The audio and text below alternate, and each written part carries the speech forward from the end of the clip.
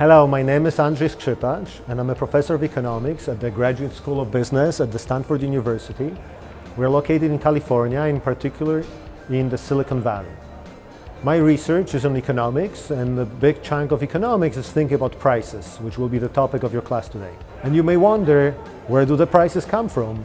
And let's try to think about it today. Imagine you have saved $10, and now you're trying to figure out what to do with $10. The first question that may come to your mind, is it a lot or is it a little? How useful is $10? That depends on very much on where you are right now. Are you in a place where it's expensive? For example, in California, prices tend to be pretty high. Or are you in a place which is inexpensive? Maybe you travel to some exotic country in which the pineapple happens to be very cheap in that place, much cheaper than here in California. Another question you may ask, it's what's the value of the $10 today, and what's the value of the $10 in the past, and what will be the value of the $10 in the future.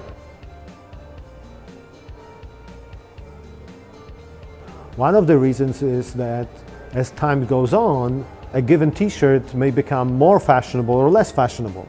And you can imagine in which direction that affects prices. Another reason prices of goods change is not only how fashionable they are, but also the costs of making them change. And the third reason prices of goods change is because taxes may change. In most countries, when you buy goods, part of the price that you pay goes to the government. There are certain patterns we observe. For example, goods that the government would like people to discourage from consuming, alcohol and cigarettes, tend to have high taxes imposed on them. And goods that the government would like to encourage people to consume or make it easier for people to consume, for example, basic food, often have very low taxes. For example, in California, food is not taxed at all.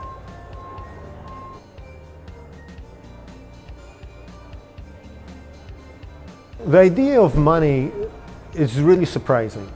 If you think about it, somebody gives you a candy or a sandwich or a slice of pizza, and all they get in exchange is a piece of paper. Originally, when humans started transactions, there was no money. As human populations grew, we wanted to have trade. Depending on the place in the world, they started using different forms of money. Originally, people have been using gold. In some islands, they were using seashells as money. There are other islands famous for using very large stones, which were rare on those islands, as money.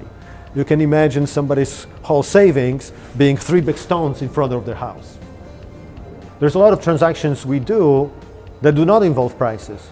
For example, if you were going to ask me to borrow this pen, do you think I'm going to tell you, well, it's going to cost you 2 cents per minute? I don't think so.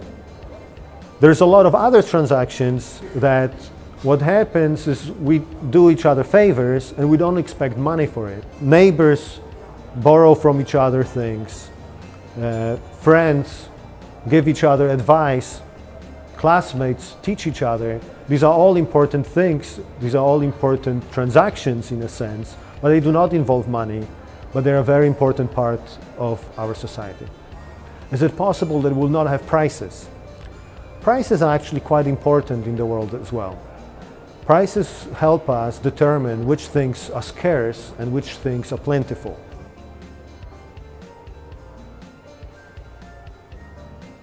One of the big reasons we care so much about the price of oil is because all the many uses of oil. So many of us drive their cars, and as a result we care the price of gasoline, which is made out of oil. Also, goods are being shipped all around the world, and both trucks that deliver goods and airplanes that deliver goods, they use a lot of gasoline. And finally, in production, including production of electricity and heat, oil is sometimes used. Lots of other things we consume, even a sandwich you may consume today, have some relationship to the price of oil. Because you will be facing prices throughout your life, it's very good to have an understanding and to develop an understanding where prices come from.